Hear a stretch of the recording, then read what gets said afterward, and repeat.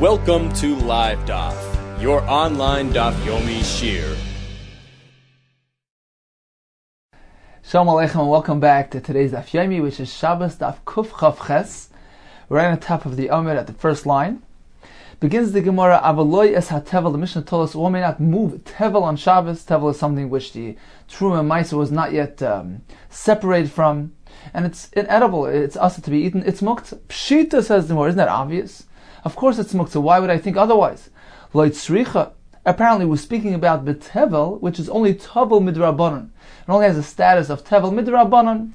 Kigoin shezori ba'atzit she'eni nakeh. For instance, when it was planted in a flower pot which didn't have a hole, the Einei Naka was unperforated. So, in which case it wasn't connected to the ground, it wasn't nurturing from the ground.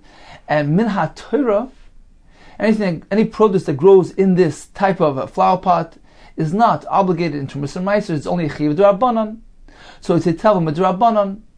The Mishnah is here informing us that although it's only Ism d'Rabbanan, it's considered to be Muktzah. Perhaps I would think, some Mefarshim say that Ism d'Rabbanan is only an obligation on the person. It's only a prohibition which is chal, which is sitting on the person. It's not. It doesn't affect the actual object itself. So this tevel, which is only asim d'Rabbanan, the person can't eat it, but the object itself is inherently fine and edible min ha-Torah. So there's nothing wrong with the actual object itself. Perhaps it would not be considered muktzah. Mishnah tells us yes, even this type of tevel is regarded as muktzah. It cannot be moved on Shabbos. Continues the Gemara, V'loi Maserishain, the Mishnah said, nor can remove Maserishain, Shaloi Nitla Trumasai, whose Truma was not separated from it. So it's inedible. Pshita, of course, why would I think otherwise? Let's take a look at Rashi here. The top line on Rashi, Shaloi Nitla Trumasai, Kasal Kadaitach. The Gemara at this point figures, was speaking about the Maserishain, Shaloi Nitla Trumas Masa Shaloi. That the Trumas Masa was not separated from the Maserishan. Now, once again, we know that when we have a Kri, which is a pile of grain, it is Chayiv and all the Trumas and Meisers, and the way to do it is you take off the Truma Gedola, you give it to the Kohen, then you take off the Maserishan, which is 1/10 of what's remaining, you give it to the Levi. The Levi takes that portion, and from it he removes 1/10 and gives it to the Kohen. That's Trumas Maser. So more at this point figures that the Mishnah, which says you can't move Maserishan Shaleinitl Trumasa, speaking about the portion given to the Levi, the Maserishan, whose Truma was not separated. The Levi had not separated the Truma of that Mas and given to the Kohen. Then of course, it's prohibited. Pshita, then obviously, it's Muktzah, it's inedible. Says Umalay Tzricha, apparently we're speaking about a unique case. Shegdimoi Bikri. What happened was that the Yisrael, instead of beginning the system of Trumas and Maisros by giving the Truma Gedola to the Kohen first, he bypassed the Kohen, and he took a portion and gave it first to the Levi. So he gave the Maserishan to the Levi, and the Levi did his job. He took his Maserishan and separated 1/10 for the Kohen. So we have the Yisrael who is Igdimoy Bekri, so he proceeded, he advanced, and he first took off the Maserishan from the Kri prior to separating the Truma Gedola to the Kohen. Shenitu memeno maser. So this Maserishan was had the Trumas Meiser was nital memeno, was separated from that Maserishan. So Maser here means 1/10. 1/10 of that Maserishan, the Levi separated and gave it to the Kohen. V'lo nitlu memeno Truma Gedola. However, Truma Gedola was never separated from it because the Levi got his portion prior to the Truma Gedola having been separated from the Kri. So this Maserishan was addressed as far as the Trumas Maser. The Levi fulfilled his obligation. He took 1/10 and gave it to the Kohen. But there was never Truma Gedola, which was removed from this produce. Perhaps I would think it's mutter. Perhaps I would think as we learned yesterday, Papa challenged the Abai. He said, well, when the pasuk exempts the portion of the Levi from the obligation of Truma Gedola, perhaps we're speaking about even this case where the owner separated the Maserishan after the grain has already attained its dogon status, its grain status, and had a chiyuv of Truma Gedola. Perhaps even then, if the Levi took his portion, perhaps it's exempt from Truma Gedola. Kamash Malon, the Mishnah teaches us no. Kadeshani le'abaye. Just as Abaye responded to Rav Papa and he told him no, we have that pasuk which tells us that even the portion of the Levi is chayiv in Truma Gedolah.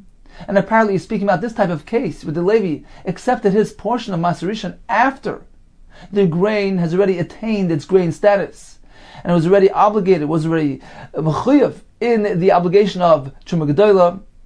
In this case, the Maser Rishon is chayiv, is obligated in Truma Gedolah as well. The Levi must separate two things: the standard Trumas Maser, in addition to the Truma Gedolah, which was never separated from this grain. So the Mishnah here is telling us that the Maser Rishon Shalin Lita Trumasai, which means the portion of the Levi whose Truma Gedolah was not separated from, that is considered to be muktzah, it's useless, it's inedible, it's asur, and therefore you can't move it. Continues the Gemara of Velois Maser Sheni. Mishnah said, nor can he move Maser Sheni or Hegdish Shaloi Niftu, which were not yet redeemed. Pshita, isn't that obvious? It's inedible, it's asur to be eaten. Loi Tzricha, we must be speaking about the Niftu, they were redeemed. Loi Niftu Kil Chasa, but not properly. For instance, Maser, this is the Maser Sheni, which he attempted to redeem, but he did it incorrectly. Shepedoy al gabe simoin. He redeemed it, he transferred the kedusha onto a simoin, onto an unminted slug. The Rachmana Amar, the pasuk says, "V'tzarta kesev yodecha." He meant to use money. V'tzarta, we learn from here, davar sheish bo yitzura. Money which has a form, which has something engraved into it. It's minted, has its surah. So something which has no tzura is unfit. So you use that type of coin, an unminted slug, it's not suitable and it doesn't work. Hegdish, when the Mishnah speaks about Hegdish Shalei Nifta, it doesn't mean he didn't attempt to transfer the Kedusha, but he did it incorrectly. Shechilla Gabe Karka, he transferred the Kedusha on top of Karka, on top of land, Rachmana Omar, V'nosan HaKesef B'kamlei. He must provide the money for the Chilul to work. He can't do it on Karkas. And Mishnah is speaking about such cases that the Maser and the Hegdish were redeemed incorrectly, improperly, and therefore it doesn't work, and it's asur ba'achil. Continues the Gemara of Leis HaLuft. The Mishnah told us, nor can he transfer the luft, these beans. Taner Rabbanan, we learned in the Bryce. Now the concept in the Bryce is going to be that any type of material which is suitable for animal feed, animals which are generally raised by people, so any type of feed which is suitable for those animals is not considered to be muktzah on Shabbos. And if it's something which is a unique animal, but he personally happens to be raising that animal, that's also okay. The food which is stands to be fed to that animal is not muktzah. Continues the Gemara. Taner Rabbanan, we learned in the Brayso, metaltlin es hachatzav v'pnei shumachal etzvayim. One can be metaltal the chatzav, which is a certain type of grass. Rashi says it grows straight down, the roots go straight down. Actually, Yeshua used that to set the borders of Eretz Yisrael. It's a very suitable type of thing to use because it goes straight down. It doesn't take the nutrients from either side, so it's a perfect boundary. So this type of grass can be moved on Shabbos. It's not muktzah because it is fed to animals. Meshu machal etzvayim. It's fed to deer.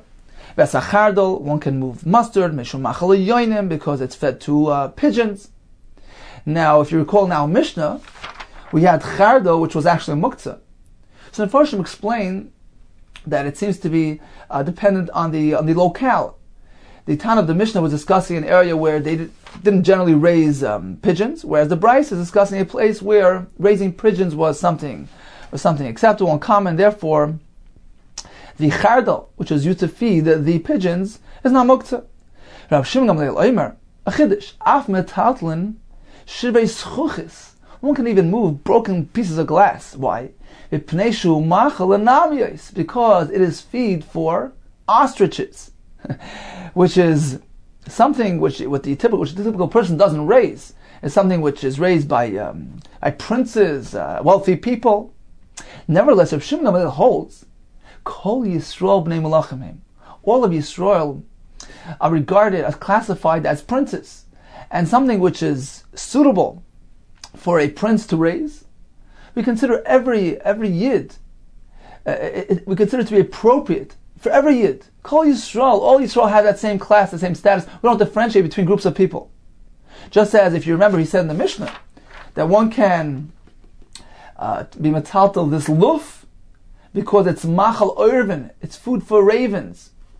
And that's also something which only unique exotic people do, raise. So apparently he holds that Kol Yisrael B'nai Malachim, we lump together, we classify all Yisrael as one, something which is considered to be appropriate conduct for princes and wealthy people, will apply to all of Yisrael as well.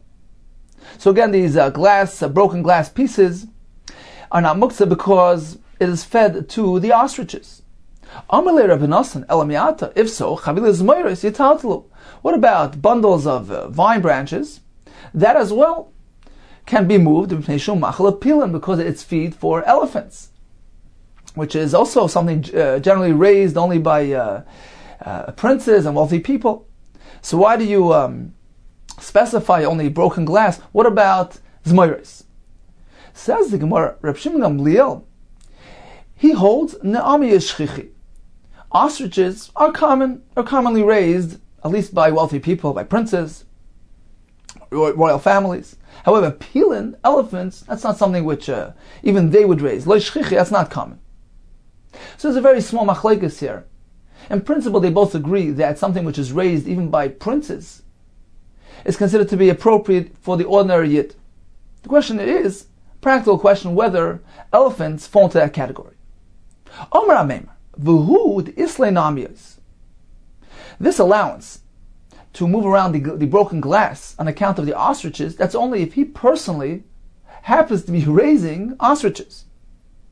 Omer Avashil Ameimer, Elo deka Amar le'Rav Nasan, le'Rav Shimon Gamliel. Now, if you say that this is a requirement, he personally has to have this animal in his possession. If so, Elo deka Amar le Rav Nasan Rav Shimon Gamliel.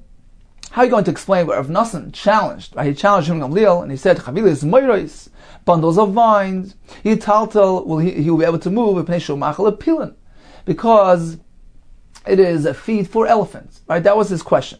Why do you limit it to glass? Why not vines? Now, according to Ameimer, that you require that he actually have the animal in his possession to allow the moving of this animal feed. If that's the case, so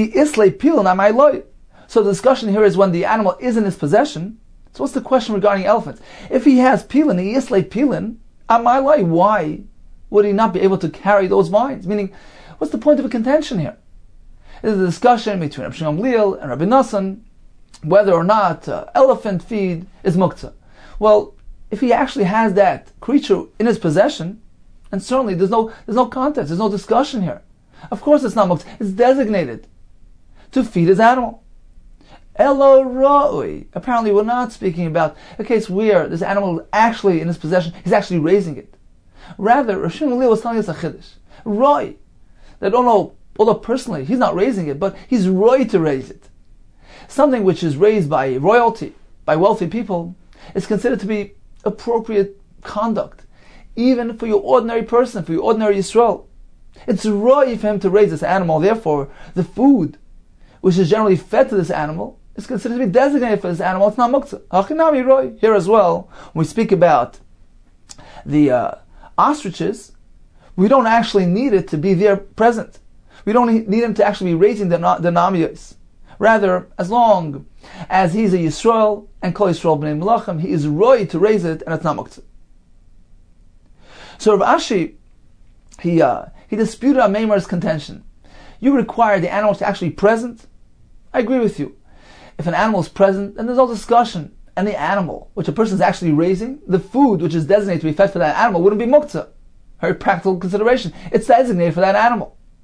The point of Reb Nasan was, he meant to add even those elephants, which he does not have in his possession. It's roi. Since he's a Yisrael, it's roi for him to have it, because Kol Yisrael B'nai Malachim. Elo roi, hachinami roi. Likewise, when it comes to the ostriches, Rav Shimon Gamliel just meant to say that he's roi to raise it, but he doesn't actually have to have it in his possession. Continues more, Amar Abai. We had this concept of Kol Yisrael B'nai Malachim Heim. all of Yisrael are regarded, classified as sons of royalty, and are granted the privileges of royal families when it comes to halachos. Amar Abaye, I'll give you a list. We find this many times in Gemara, where Abaye gives us a list of similar shitas, which all have a common denominator. Says Abaye, I'll give you a list of Manda Amrim, who subscribe to this concept. Urshim Gamliel, Rab Shimon, Rabbi Shmuel, Rabbi Kiva, Kulu, Svirlu, they all subscribe to the concept of Kol Yisrael, B'nai Malachim Heim. Urshim Gamliel, Hodamar, what we just said, with regard to the ostriches, and with regard to the ravens in the Mishnah. Reb Shimon, what do we find there? Desnan B'nai Malachim, we learned in the Mishnah earlier in Masechel Shabbos regarding refuah, that one cannot engage in practices of remedy, of medicine, for minor illnesses, for concern that he might go ahead and prepare those ingredients and do the melacha of toich. Now, this prohibition, this isser, is strictly limited to a case where he's obviously engaging in refuah. It's something which is nikar, but something which is being done even for remedial purposes, but it's not obvious, it's not nikar that it is so, it is mutter. So the Mishnah told us, B'nai Malachim, Sachin al Gabe Mekasem, so these princes may smear on their wounds Shemen Veret, even this expensive, exotic oil, this rose oil, they can use it. Why? Shekein Darkan B'nai Malachim, Lasa B'chayil, because it is the practice for these B'nai Malachim to commonly apply this oil even during an ordinary weekday when there's no wound present. Something which they do as a common practice. So it's not obviously being done for refuah, and therefore it's mutter even if they do it for the forsake. So this is Tanakama. Rab Shimon Omer Kol Yisrael B'nai Malachim. All of Yisrael have the category of B'nai Malachim, and therefore they as well can use the rose oil even to place on a wound. Kol Yisrael B'nai Malachim. Rabbi Shmuel, Rabbi Kiva, where do we find that they subscribe to this concept? The Sanya, Hareisha Yenoishim by Elef Mana. There's a fellow who owes 1,000 mana, v'lobish itzla bas kuf mana, and he's wearing this elegant garment worth 100 mana, something beyond extraordinary, beyond the average acceptable standards. Now we know that we don't take away a person's basic needs, basic sustenance, even if he's a Baal Chayv and he owes lots of money. We leave him with his basics. Now his clothing certainly constitutes as his basics.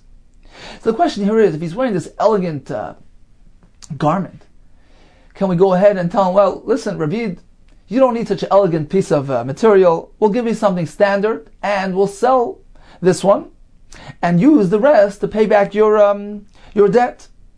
So the Tanakama holds, yes, ma'afshit and we remove this garment, and we exchange it, we give him to wear something which is appropriate for him, something standard, something average. Tana, Mishum Rabbi Shmuel, V'Tana, Mishum Rabbi Kiva, they hold, no. You can't take this elegant garment, Kol Yisrael Ru'uyin, Lo'isa Itzla, all of Yisrael are suitable for this elegant garment. You have no right to take it away. He's a son of Hashem, B'nai Malachim, you must leave it. This is considered to be his basic necessities, basic needs, and you must leave it intact. So in summary, we learned about the heter to be metaltal, animal feed.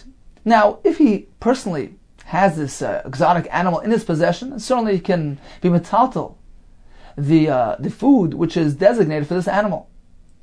Likewise, if it is a derech to raise these animals, for instance, the deer or the yoinim, one can go ahead and be metaltal, the feed which is suitable for these animals.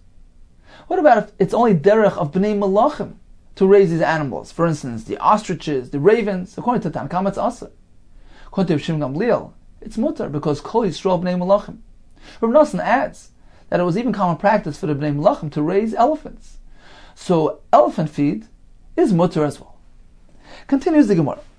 Chavile kash v'chavile v'chulu. Tana Rabbanan. Chavile kash, bundles of straw, v'chavile eitzim, bundles of wood, v'chavile zradim, bundles of these reeds. So these things can be used either as firewood or as animal feed, and that will determine its muksa status. If he designated it for animal feed, when we move them. But otherwise, in which case they are meant to be used as firewood, they're considered to be useless. They're muktzah ein metalton oisam. One cannot move them. Rab Shimon Gamliel Omer, even when it's designated as animal feed, it depends on the size. Chavilin, packages hanitolim b'yad achad. So bundles which can be carried using merely one hand, small light bundles. Mutal taton, one may carry it on Shabbos. B'shtei yadayim, but if they're large and heavy, and two hands are required to move them, asur taton, in which case they can't be moved because of tircha. So although it's not muktzah, but it's considered to be excessive exertion, and that's not mutter on Shabbos. Continues the Braisa, Chavile Sia, Ezoi, Vikurnis, all these types of plants, bundles of these plants. So again, it depends on the designation. Hichnisan le'etzim, if he gathered them for the sake of firewood, Ein mistapik b'hem b'Shabbos, he cannot use them on Shabbos. L'macha b'hema, but if it's for animal feed, mistapik b'hem Shabbos, he may use them on Shabbos. The Braisa continues, V'koitem b'yad v'oichel, he can chop them into small pieces, using his hands, and eat. Provided that he doesn't chop it using a kli, in which case it would involve a malacha of toichen, of grinding. Now what if he wants to remove the seeds from the pods, so you can roll, you can rub these plants, and eat, provided that he doesn't use a utensil, a kli. Now the word harbe, some actually take out the word harbe. The point according to Rabbi Yehuda is they cannot use a kli, because if one would use a kli, that would be connected with the malacha of mefarik, of dash, extraction something from its the extraction of something from its encasement, as disha does. It takes the grain out of its husk. So here as well, these seeds coming out of these stalks of these pods. So the only way he could do it is derech shini. If he does it differently than during the week, he uses his hands, he does it manually, and he eats it in that manner, in which case it is mutter. They apply different guidelines for allowance here. He can rub, he can roll using the tips of his the heads of his fingers, meaning not using your palms. You can use the roshetz ba'osav on top of his fingers, provided that he doesn't use his hands and rubs it in that manner. And likewise, he can't do a lot, meaning there are two conditions according to Rabbanan. Number one, do b'roshetz ba'osav. Number two, only a small amount at once, in which case it's different. It doesn't, it's not reminiscent of the ordinary malacha, like they say, meaning don't do b'yadei harbe kedei she'ois b'chol, the way which would resemble the way he does it during the week. So it's done differently. In this case, it's considered to be, some Mepharshim say it's like derech achila. He's merely preparing his personal food here. It's not considered to be processing the produce here, and it's not a malach. V'chein ba'amita, the same concepts apply to this plant called amita, which the Gemara is going to say is actually mint. V'chein b'fegam, v'chein b'shar minetavlim. Same thing regarding other types of spices. My amita, what is that? Ninya, Rashi says it's mintai, which is mint. What is sia of Rabbi Yehuda Tzasri? What is ezov? Aversa. What is kornis? Kornisa shema. It's called kornisa. Says the Gemara, Vaha Hahuda Amarlu. How could you say that kornis is kornisa? There was a story where this fellow called out, Vaha Ahu, there was this fellow, the Amarlu, who called out to them, Man boy kornisa, who would like kornis? Vishtaka chashi, and they found him in possession of chashi. So you see that kornis is actually chashi and not kornisa. Ella, says the Gemara, sia is tzitzri, like we said before, ezev is eversa, and kornis is actually chashi, like we have in the story. Continues the Gemara, Itma we learned. Basar maliach, salted meat, so we have fresh raw meat of a behema or chaya, which is raw, but it is maliach, it is salted. In which case, a person can, out of necessity, b'shas adchak, eat this meat. So it's considered to be technically edible, and therefore, mutal tafel b'Shabbos, one may move it on Shabbos. What about basar tafel? Tafel means it's bland, unsalted. So you have fresh raw meat, unsalted meat. So it's not really edible in its current form. And certainly one can cook it on Shabbos. So it's basically useless. Now, although one can technically feed it to a chaya, but it's not designated for that purpose. It's not prepared for that, because something which is fit for human consumption, which is designated to be eaten by the Adam, is generally not prepared for the animal. So it's not muchan for the animal. The question here is whether something which is einoi muchan is considered muktzah. So we have a machlekes. Rav Huna Amar mutar l'tatale. One may go ahead and move it on Shabbos. Rav Chizda Amar also l'tatale. One may not. Says the Gemara, Rav Huna Amar mutar l'tatale. You may move it on Shabbos, because since technically it's suitable, although not for the Adam, but it's suitable for the animal, although it's not prepared for that purpose, it's not muchan for that, it's not designated for that, because something which is suitable for him, he's not going to give to his animal. So it's not muchan for that. Nevertheless, Rav Huna holds, one may move it on Shabbos, it's not considered to be muktzah. Says the Gemara, well, this really depends on the question, on the machlekes between Rav Yehuda, who subscribes to the broad application of muktzah. We had this several times. He holds that in order for something to be mutter on Shabbos, it needs to be muchan for Shabbos. It needs to be prepared. We learn this from the pasuk of Veichina Sheshayaviu by the man. They're meant to prepare before Shabbos. So something needs to be prepared for Shabbos use in order to allow its use on Shabbos. So although we're not speaking about something which is useless, it's a piece of meat that can be fed to an animal, but it's not prepared for this purpose. So according to Yehuda, it's muktzah. Whereas according to Shimon, it's not muktzah unless it's inherently useless, unless it's negated due to the actual nature of the thing itself. But something which merely lacks preparedness is not considered muktzah. Likewise, with this piece of meat, it's suitable to be fed to an animal. So although not prepared for that purpose, it's not muktzah according to Reb Shimon. So let's get back to our Gemara. Rav Chizda said it's aser, Rav Huna said it's mutter. And apparently Rav Chizda follows Rav Yehuda's opinion. He considers this to be muktzah because it's not prepared. Whereas Rav Huna seems to be going with Rav Shimon. Says the Gemara, how's that? Rav Huna, Talmud of Rav. Rav Huna was a Talmud of Rav. What does Rav hold? Rav Rav Yehuda's freely. The Islam muktzah, we know that Rav subscribes to Rav Yehuda's opinion regarding muktzah. So how does Rav Huna allow the moving of this meat? Says the Gemara, b'muktzah la'achila, pertaining to eating, when muktzah pertains to the ability, the discussion of achila, savla krabiyah.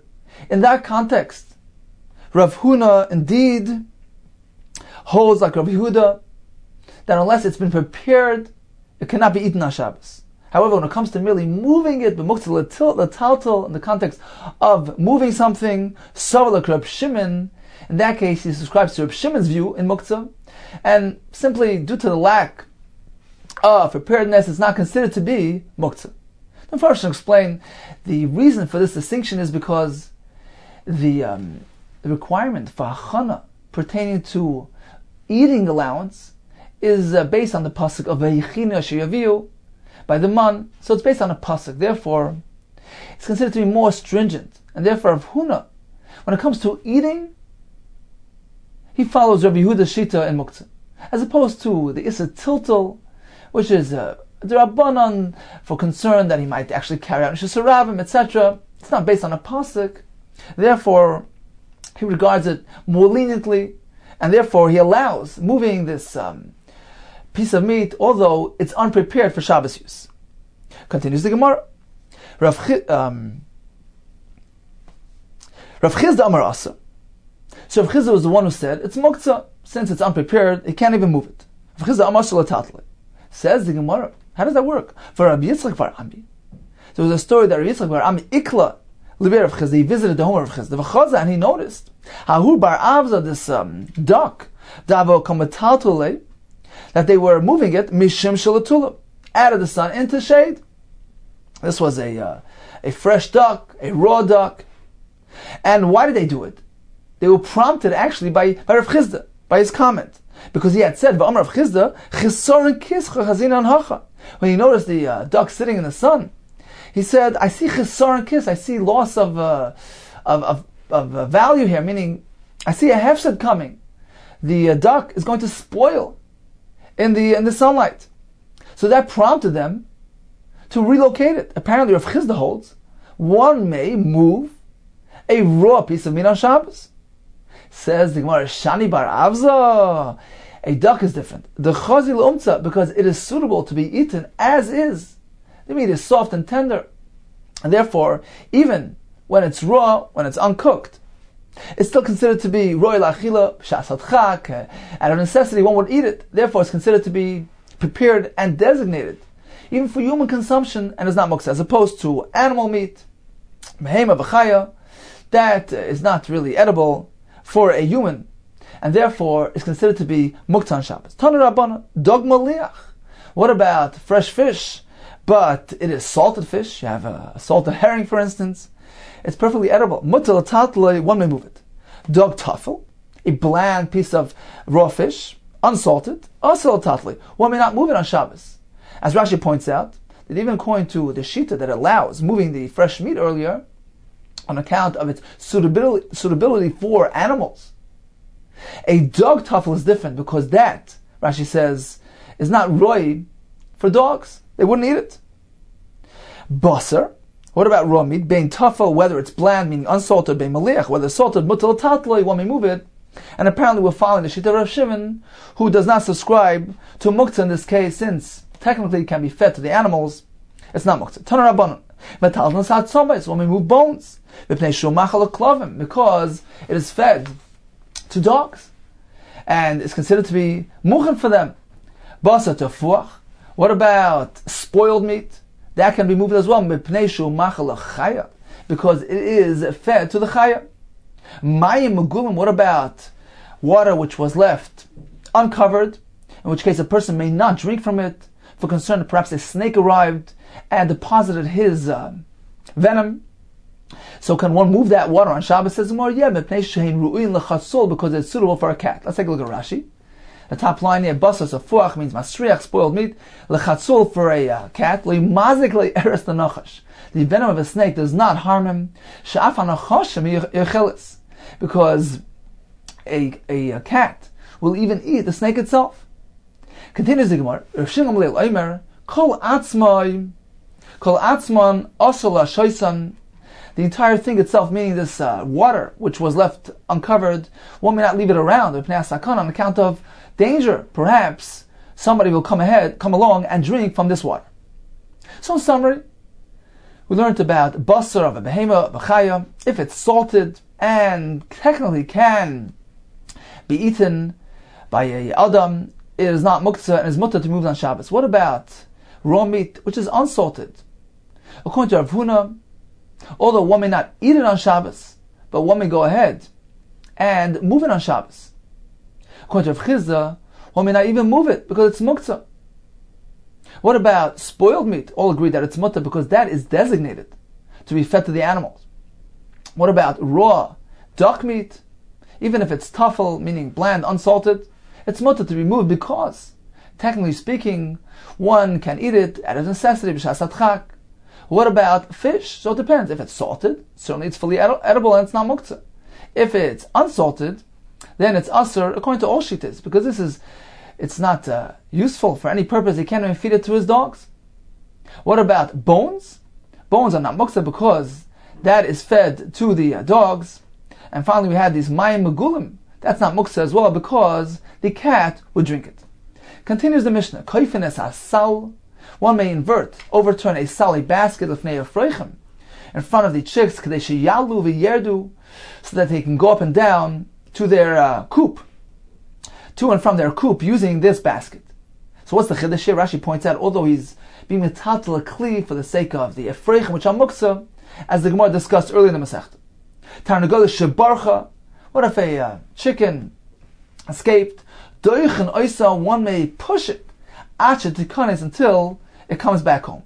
Midadin agolin usyachim, one may go ahead and hold on and help the calves, the agolim are the calves, usyachim, the young donkeys. You can hold on to them, not lift them, and actually just hold on to them by their neck or by their sides and help them walk.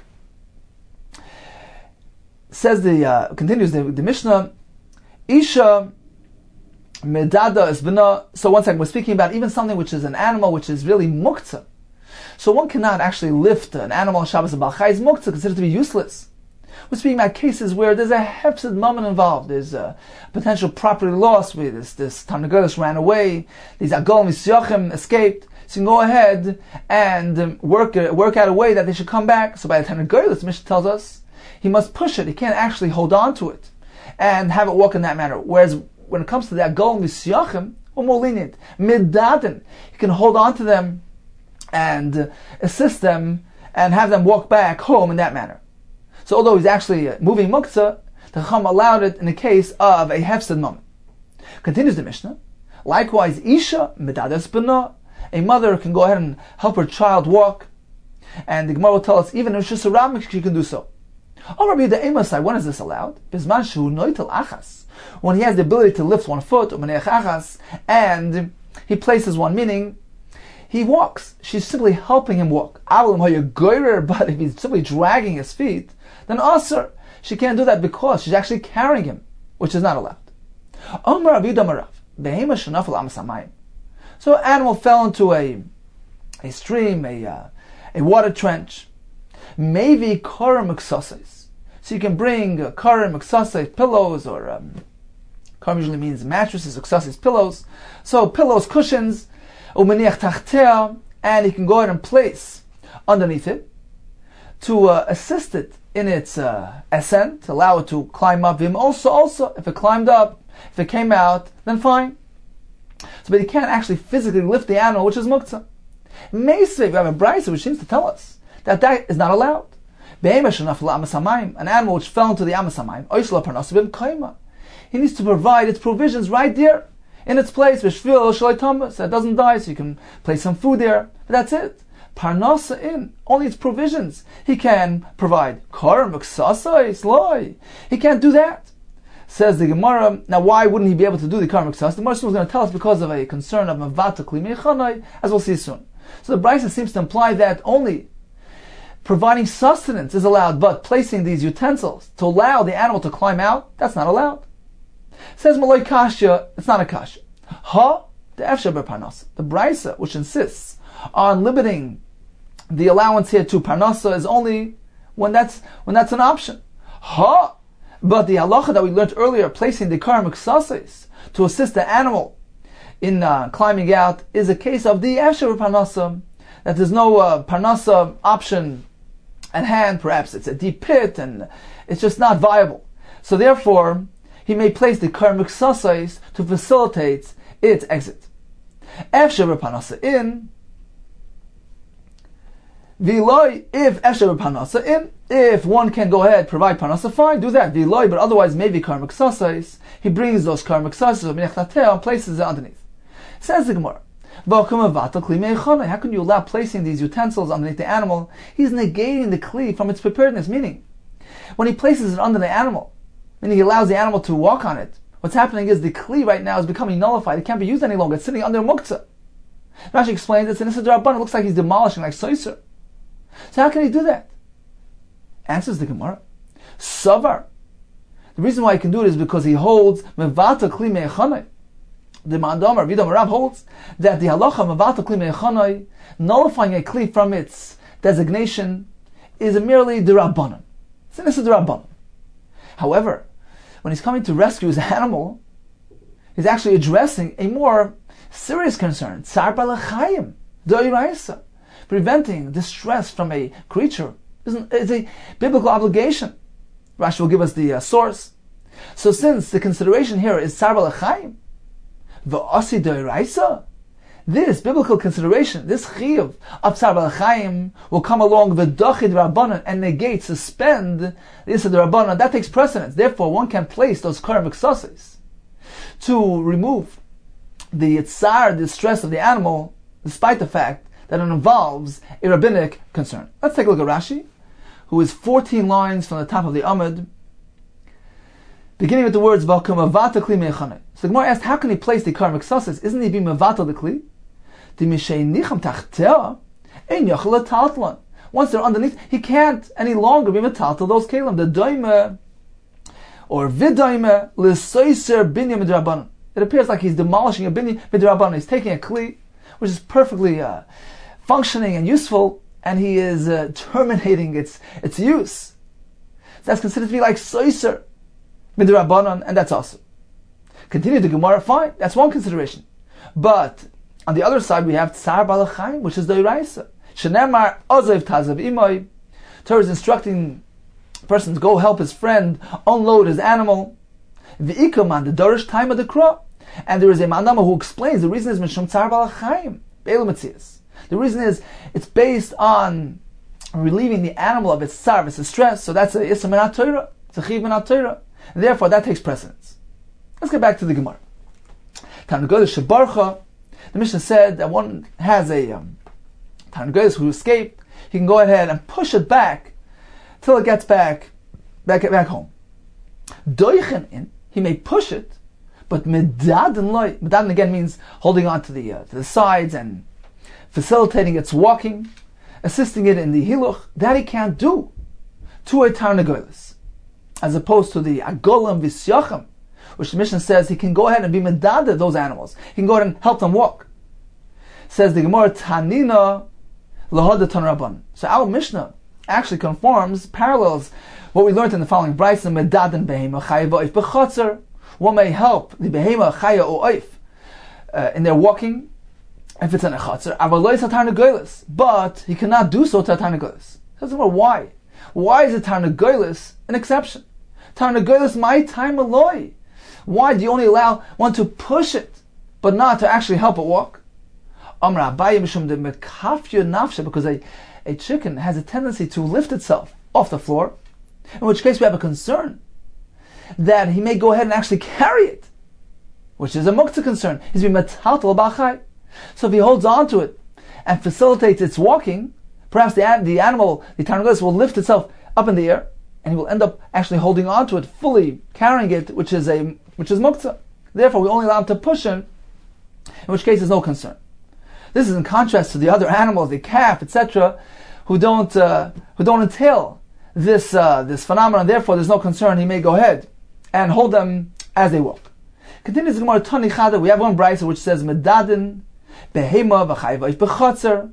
So may help the behema chayv walk in the chotzer. Avalei b'shisuram, but not b'shisuram. Out of concern that perhaps he might actually end up carrying them, in which case he's doing it isam and atur, carrying shisuram. So you can only do this in a chotzer. Va'isha medada as b'na b'shisuram. But when it comes to a child, a mother can do medada, can help the child walk, even in shisuram. Certainly, there's no need to say that in the chotzer she can do so. Rashi explains because a person is different than an animal. If a person is carried on Shabbos, it's not really a malacha. We apply the concept of chaynu. He says atzmai. The person lightens himself somewhat. It's not considered to be a malacha. So at worst case scenario, she'll carry him, although not allowed. But if she does it, she's not doing a malacha. Therefore, she can be medada b'na b'shisuravim, as opposed to the animals, where medada b'shisuravim is not allowed. So this is one brayso. V'tani idach, we have another brayso which says, ein oikrin behema v'chayev b'chotzer. One may not actually carry the behema or the chaya, the oif, in the courtyard. So apparently lifting is not allowed. But being medada, holding onto them, supporting them as they walk, that's allowed. Then the brayso concludes, avo doichen bem sheyikansu. However, you can push them so that they come back in. Now, it would seem from here that merely pushing is allowed, but being medada is not. So we seem to have an inherent contradiction here. Hagufa kashir. Amras, first you say, ein oikrin. You may not lift, avo deduim medadinan. But that implies that helping them in their walking, holding on to them as they walk, is allowed. V'hada amras, then you say, doichen. In. Pushing, yes. Medadin loy. Apparently, medada is not allowed. Amar Abaye, seifa ason l'tarnagolis. The brayso must be split into two. The first part, which allows medada, speaking about other animals, which there's no concern there. He'll simply assist them as they walk, and he's fine. The seifa, which we had an inference, a diuk, to the extent that you cannot be medada, speaking about a tarnagolis, in which case is a concern because it lifts itself, and in that case, the only thing that's allowed is pushing it, which does not entail this concern. Amar Abaye, based on this Gemara, the tarnagolis lifts itself. Haiman the shachat tarnagolis, one who slaughters the tarnagolis, lichbeshinu lekari bara, he should press down, bend down its feet on the ground. Inami, alternatively, Nedelu Medel, he should lift them up, meaning not to allow the Tarnagolis to position himself, to gain support on the ground. Why? The Dilma Manachlu Tufre Ba'ara, perhaps he'll embed his claws in the ground and support himself in that manner and lift himself. And by doing so, he will be will uproot his simanim are the kana and the veshet, which require shchita. So those two simanim, the trachea, the windpipe, the esophagus. So if he's going to allow himself to be lifted, if you're going to allow him to support himself, perhaps he'll have free reign here. He'll move around, and the simanim will become uprooted, and the shchita will become invalidated. Okay, so in summary, we learned that pushing is allowed, whether to an animal, whether to a tanagolis. What about medadin? So a behema v'chay and a chatzar is allowed. Regarding a katan, that's allowed even in Shusarabim. Regarding a tanagolis, one may not do so because the tanagolis tends to lift itself, in which case is a concern of carrying muktzah. Continues the Mishnah, Emi yaldin as a behema b'yamtiv.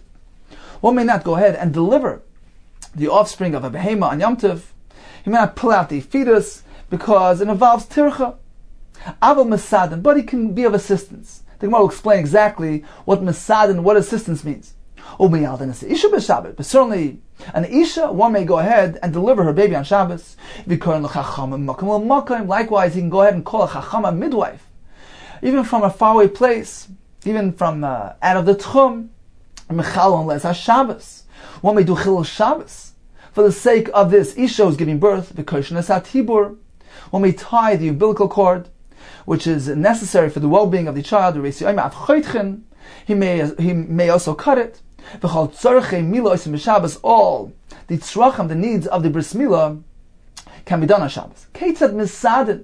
So one may not deliver the animal, but he can go ahead and help out. How is that? It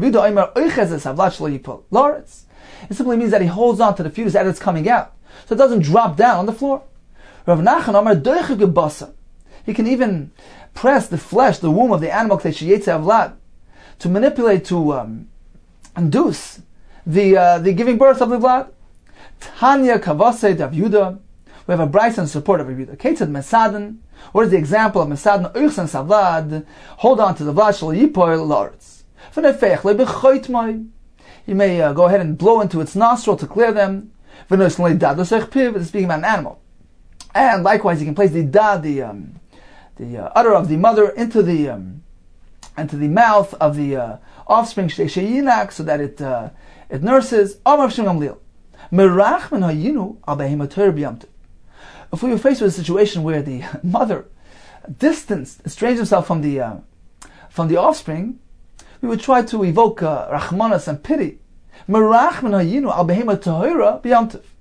On a kosher animal, if this took place on Yantiv, how did they do that? Hechi Avid.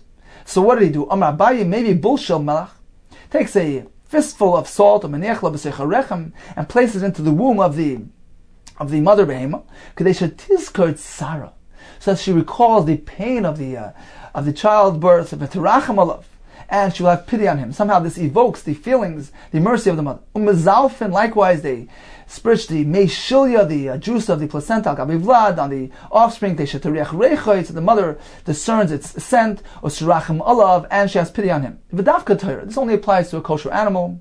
But regarding a non-kosher animal, this may not be done. Why? My time. The tmeya does not reject its vlad, but if she does it, if she rejects the vlad, she no longer reaccepts it. So there's no point, it's useless to go through this process. Continues the Gemara, miyalden as isha. So one may deliver the baby of an isha. Michti. Let's take a look. Tanalei, the Mishnah already said miyalden as isha. Call the midwife. Shabbos. What is the Mishnah adding by saying you can go ahead and mechalal Shabbos on her behalf? What's missing here? What procedure was not yet mentioned? Says the Gemara, Lasui, it's coming to include ha the Tanur Rabbanan. What we learned in the following brayso: if the isha needs a ner to be lit on Shabbos, chaverta madlekas lasaner, her friend can light the candle for her. If she has a need for oil, her friend can go bring shemen even through Shus Rabban. Biyad, she should bring it in her hands, which is derech shinoi. It's deviating from the ordinary way of bringing liquid, which is in a container. This way, she's avoiding the malach of eitzah.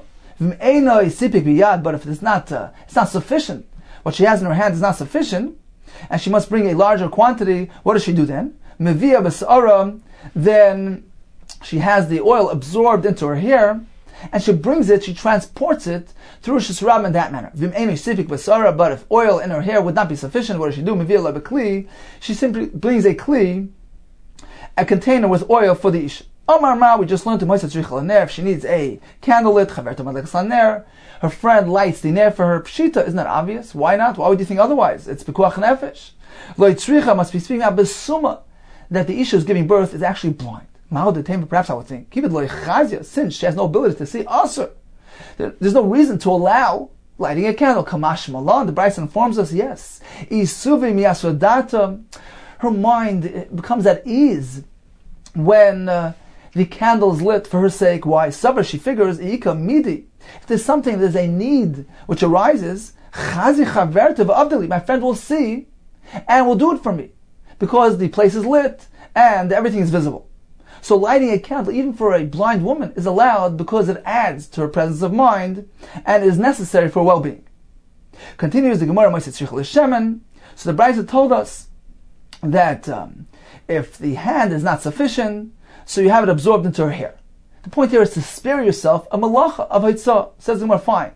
You avoided the malacha of carrying Shus Rabban because you did it derech shina, you deviated. It's not the ordinary way of carrying. But there's another malacha which applies here. What about schita? There's going to be an issa schita when she squeezes the oil out of her hair. It's a malacha of mefarik, of dash, extracting something from its encasement, like the grains from their husk. That's a malacha. So what do you gain? So you avoided one malacha, instead you did another. Rabbi, Rav Yosef, Damar Tavai, they both explained, Ein schita b'seir. The concept of squeezing does not apply to hair. Rashi explains, it's kosher, it's enibaleya, it's stiff, it's hard, it doesn't absorb a significant enough amount to be considered a malacha of schita. Rav Ashi Amar, I feel tema yesh schita b'seir, even if you say, schita will apply to seir, the Brisa didn't mean to have the oil absorbed in the hair. Rather, it meant like this, Mevia la bikli derech sara. She brings the oil in the container, but she ties it to her hair.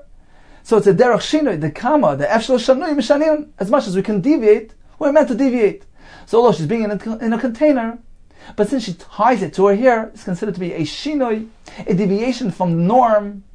It does not constitute the malach of etzam and atayra, and therefore this is preferred. Time for a brief review of today's daf.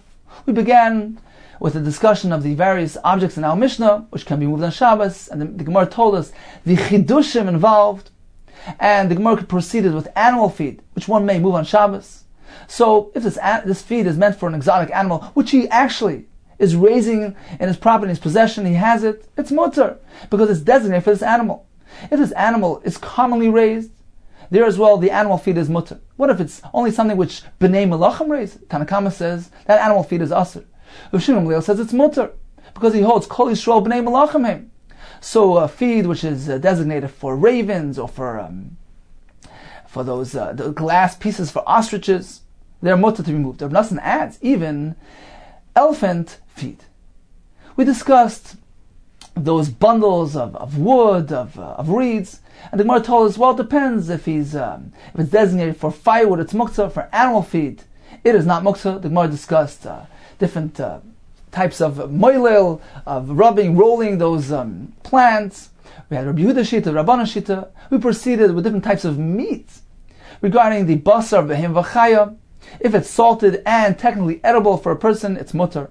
If it's bland and inedible, according to Rav Huna, he can move it because, technically speaking, it's still roy for an animal.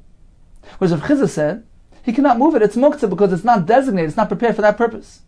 If it's spoiled meat, then it's mutter because it's designated for a chaya. Regarding duck meat, which is raw and uncooked, that is mutter because it's soft and tender and edible for a person. Regarding fish, raw fish, so if it's salted, then it's perfectly edible and it's mutter. If it's unsalted, then it's asur. Bones are not muktzah, and that water which was left exposed, is mutter as well, since a cat will drink it. The Gemara told us one may push the tarnagoyles back home, one may go ahead and handle the animals, help them walk from the chatzar. Regarding a katan, a woman may do that to a katan, even if she's a rabbin. Regarding a tarnagoyles, one may not handle tarnagoyles, concerned that since it has a tendency to lift itself, he may actually go out and lift the muktzah. We learned about delivering a baby on Shabbos, as opposed to the delivering of a offspring of an animal, which is not allowed. The Gemara told us that anything required for the Isha can be done on Shabbos or Machal Shabbos. We prefer to do it derech shinu, to avoid malacha. The Mishnah told us that even tzorchei mila, anything needed for the mila, may be done on Shabbos. And regarding a behema, although one may not deliver the offspring, but the Gemara told us misadin, one may be of help and evoke mercy from the mother to the offspring.